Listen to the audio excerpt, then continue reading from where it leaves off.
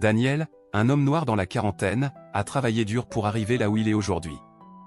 Né dans une famille modeste, il a gravi les échelons dans le monde des affaires avec persévérance. Après des années de travail acharné, il est enfin promu directeur général d'une grande entreprise de technologie. C'est une fierté immense pour lui. Cependant, il est conscient que cette promotion ne fait pas l'unanimité. Ses succès passés n'ont pas été sans embûches, et Daniel sait qu'être un homme noir dans une position de pouvoir peut susciter des réactions mitigées. Malgré tout, il se sent prêt à affronter les défis qui l'attendent. Le matin de son premier jour, il se tient devant le miroir, ajustant sa cravate avec soin. L'enthousiasme se mêle à une pointe d'appréhension. Aujourd'hui, il va prouver à tous qu'il est capable de diriger cette entreprise avec brio. Daniel arrive à l'entreprise avec l'optimisme d'un nouveau départ. Le bâtiment moderne aux vitres brillantes reflète son ambition. Dès qu'il franchit les portes, les regards se tournent vers lui. Il est accueilli avec des sourires formels, mais il sent une froideur derrière ses politesses. Certains employés évitent de croiser son regard, d'autres chuchotent entre eux. Daniel tente de ne pas y prêter attention. Après tout, c'est son premier jour, et il sait qu'il faut du temps pour gagner la confiance de son équipe. En parcourant les couloirs, il salue poliment les employés, mais les réponses sont souvent brèves, parfois accompagnées de regards sceptiques. Il se demande s'il se fait des idées, ou si la situation est réellement aussi tendue qu'elle le semble. Pourtant, une petite voix intérieure lui dit que quelque chose ne va pas. La première réunion avec les cadres est censée marquer le début de la collaboration entre Daniel et son équipe. Il entre dans la salle de conférence avec confiance, prêt à exposer ses idées pour améliorer l'efficacité de l'entreprise. Cependant, dès les premières minutes, l'atmosphère devient pesante. Certains cadres l'interrompent à plusieurs reprises, contestent ses propositions sans réelle justification, et évitent de répondre directement à ses questions. Daniel sent une forme de résistance passive, mais il garde son calme. Il sait que changer les habitudes dans une entreprise prend du temps. Malgré cette hostilité subtile, il termine la réunion en espérant que les choses s'amélioreront. Pourtant, en sortant de la salle, il capte quelques regards échangés entre ses employés, comme si un non-dit circulait dans l'air. Un doute commence à s'installer en lui. Au fur et à mesure que les jours passent, Daniel réalise que l'atmosphère ne s'améliore pas. Au contraire, elle semble se détériorer. Il entend des murmures dans les couloirs lorsqu'il passe, des conversations s'arrêtent brusquement. Un jour, il surprend une conversation où l'un des employés dit « Pourquoi lui ? Il ne mérite pas cette place ». Ces mots résonnent dans l'esprit de Daniel. Il commence à comprendre que son équipe ne le voit pas comme leur leader légitime. Il se souvient des combats qu'il a dû mener pour arriver là, et des préjugés qu'il a dû surmonter tout au long de sa carrière. Cette hostilité voilée lui rappelle que, malgré tous ses efforts, il y a des gens qui ne l'accepteront jamais à cause de sa couleur de peau. Rapidement, Daniel commence à constater que ses instructions ne sont pas suivies. Des projets sont retardés, des emails restent sans réponse, et certains rapports qu'il reçoit sont erronés. Au début, il pense qu'il s'agit simplement de malentendus ou d'erreurs, mais plus le temps passe, plus il se rend compte que c'est intentionnel. Ses employés semblent saboter discrètement son travail, comme pour prouver qu'il n'est pas à la hauteur de son rôle. Daniel décide de rester professionnel et de ne pas accuser directement qui que ce soit, mais il note soigneusement les incidents. Il sait qu'il devra prendre des mesures si la situation empire. Pourtant, cela le touche profondément. Il se demande s'il sera jamais capable de regagner leur respect, ou si cette lutte est perdue d'avance. Daniel commence à douter de ses capacités. Il est épuisé par le manque de respect de ses employés et par l'atmosphère toxique qui règne dans l'entreprise. Il se demande s'il n'a pas fait une erreur en acceptant ce poste. La pression de réussir dans un environnement où il est indésirable pèse de plus en plus lourd sur ses épaules. Il repense aux sacrifices qu'il a fait pour arriver jusqu'ici et aux combats qu'il a dû mener. Mais cette situation est différente. Ici, il est censé être un leader, mais il est traité comme un intrus. Le soir, il rentre chez lui, épuisé, et se demande s'il est vraiment possible de changer les mentalités dans cette entreprise, ou si la résistance qu'il rencontre est insurmontable. Face à ses doutes, Daniel décide de contacter son mentor, un homme qui l'a guidé dans les moments difficiles de sa carrière. Lorsqu'il lui raconte les difficultés qu'il rencontre, son mentor lui rappelle les raisons pour lesquelles il a accepté ce poste. « Mais tu es là parce que tu le mérites, Daniel. Ne laisse personne te faire douter de ça. Mais parfois, il ne suffit pas de prouver qu'on est compétent. Il faut aussi leur montrer que tu ne céderas pas face à l'adversité. Ces mots résonnent en Daniel. Son mentor lui conseille de rester fort, mais aussi stratégique. Observe, documente, et quand le moment viendra, fais savoir que tu es là pour rester. Revigoré par ses conseils, Daniel décide de ne pas se laisser abattre. Il sait qu'il doit trouver une solution pour rétablir l'ordre dans l'entreprise. Daniel commence à appliquer la stratégie suggérée par son mentor. Il redouble d'efforts pour instaurer un climat de confiance avec certains employés, essayant de rallier à lui les plus neutres ou ceux qui semblent hésitants. Il reste attentif aux détails et surveille de près le travail de ses collaborateurs. Cependant, il sait que certains saboteurs persistent. Il note chaque incident avec précision, accumulant des preuves pour une confrontation éventuelle. Parallèlement, il organise des réunions régulières pour renforcer la communication, mais malgré ses efforts, une partie de son équipe refuse toujours de coopérer.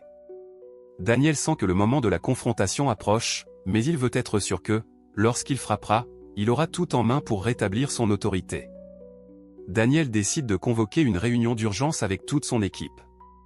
Il est temps de mettre les choses au clair. Dès que la réunion commence, il sent la tension dans la salle. Les employés l'écoutent en silence, certains évitant de croiser son regard, d'autres adoptant des postures défensives.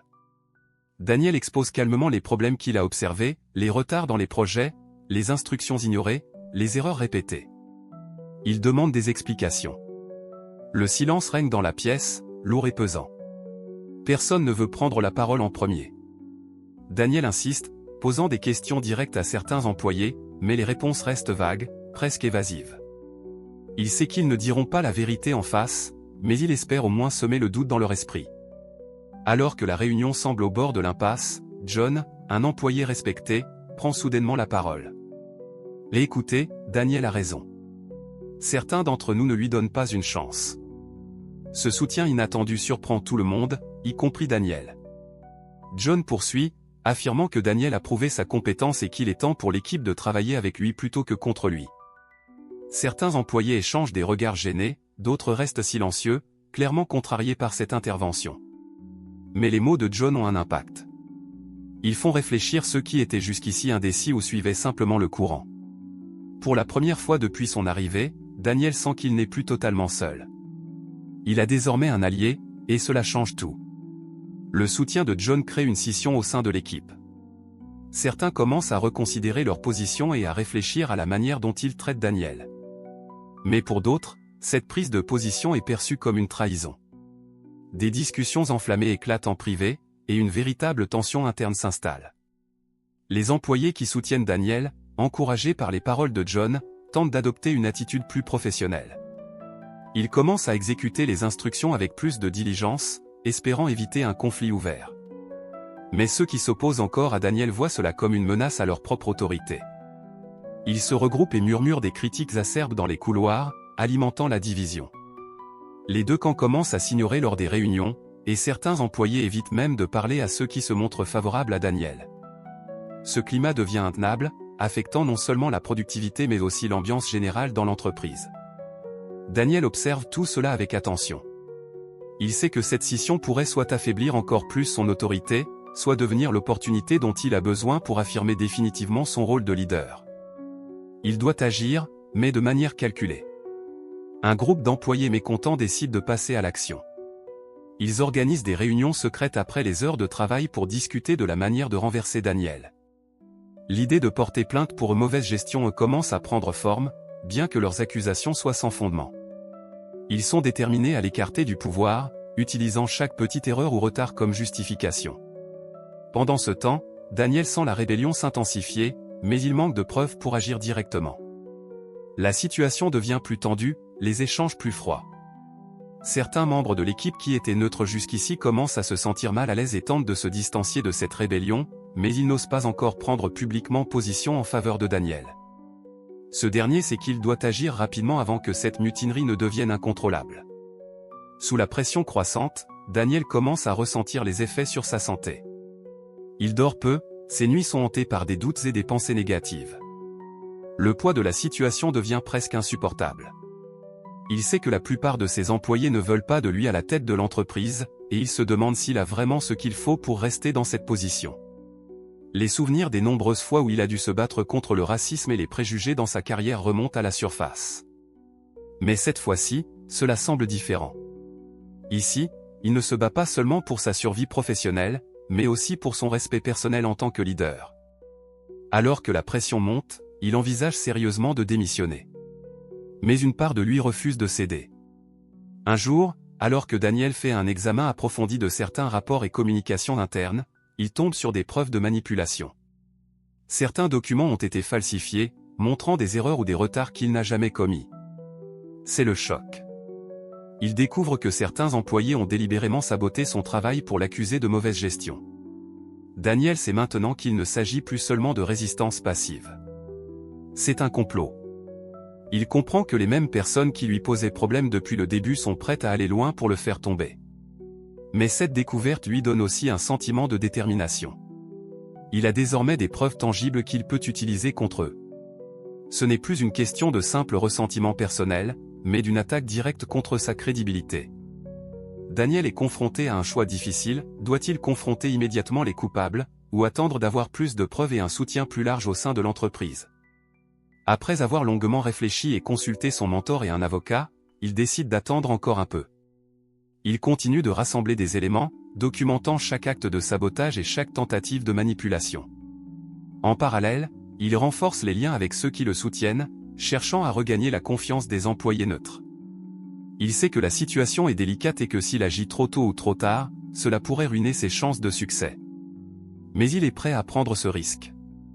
Pour la première fois depuis longtemps, il sent qu'il a le contrôle de la situation. Daniel convoque une nouvelle réunion, cette fois avec les responsables des départements et les employés clés. Il sait que certains des saboteurs seront présents, mais il a décidé que le moment est venu d'agir.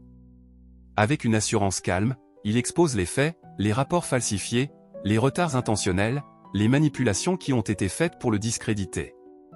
Les preuves qu'il a accumulées sont irréfutables. Les visages de ses détracteurs se figent, certains tentant de se défendre faiblement, d'autres gardant un silence incrédule. Mais il est trop tard pour eux. Daniel annonce que des mesures disciplinaires seront prises, et que ceux qui ont contribué à ces actes feront face à des conséquences. Cette confrontation ne met pas fin immédiatement à toutes les tensions, mais elle marque un tournant décisif dans la dynamique de l'entreprise. Les employés impliqués dans le complot sont rapidement sanctionnés, certains sont licenciés, d'autres reçoivent des avertissements officiels. Ce processus de nettoyage est difficile pour l'entreprise, car plusieurs des membres licenciés étaient des figures importantes. Mais pour Daniel, c'est une étape nécessaire. En prenant ces mesures, il montre à tous qu'il ne tolérera plus aucun acte de sabotage ou de discrimination.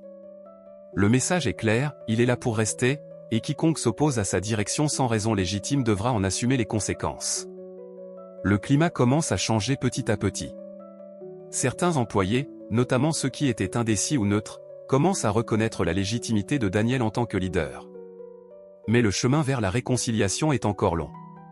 Avec les saboteurs écartés, Daniel commence à reconstruire l'équipe. Il met en place des politiques claires pour encourager un environnement de travail plus inclusif et respectueux. Les employés qui restent sont invités à participer à des discussions ouvertes sur les valeurs de l'entreprise et l'importance de la diversité et de l'inclusion. John, l'employé qui l'avait soutenu, devient un allié important dans cette reconstruction. Avec son aide, Daniel réussit à instaurer une nouvelle culture de transparence et de respect. Les tensions commencent à s'apaiser, même si certaines résistances subsistent.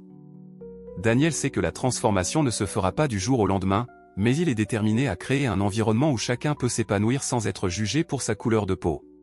Après plusieurs mois de dur labeur, les résultats de la nouvelle direction de Daniel commencent à se faire sentir. La productivité de l'entreprise s'améliore, et l'atmosphère devient plus positive. Les employés qui étaient auparavant sceptiques ou hostiles commencent à voir Daniel sous un autre jour. Ils réalisent qu'il est non seulement un dirigeant compétent, mais aussi quelqu'un qui est resté fort face à l'adversité. Certains viennent même s'excuser pour leur comportement passé. Daniel accepte ces excuses avec dignité, mais il sait que le véritable respect ne se gagne pas en un jour. Il continue de travailler dur pour montrer à tous qu'il est à la hauteur de son poste, et surtout, qu'il est digne de leur confiance. Avec le temps, Daniel devient non seulement un leader respecté, mais aussi un symbole de résilience et de succès dans l'entreprise. Il repense au moment où il a envisagé de tout abandonner, aux nuits d'insomnie et aux doutes. Mais aujourd'hui, Il se tient droit, fier de ce qu'il a accompli. Son parcours n'a pas été facile, mais il a prouvé à ses employés, et à lui-même, qu'il était plus que capable de diriger cette entreprise. Il sait que son histoire est un exemple pour d'autres qui, comme lui, doivent lutter contre les préjugés et la discrimination dans le monde du travail. La victoire de Daniel est silencieuse, mais elle est indéniable. Il a surmonté l'adversité et a triomphé en restant fidèle à lui-même.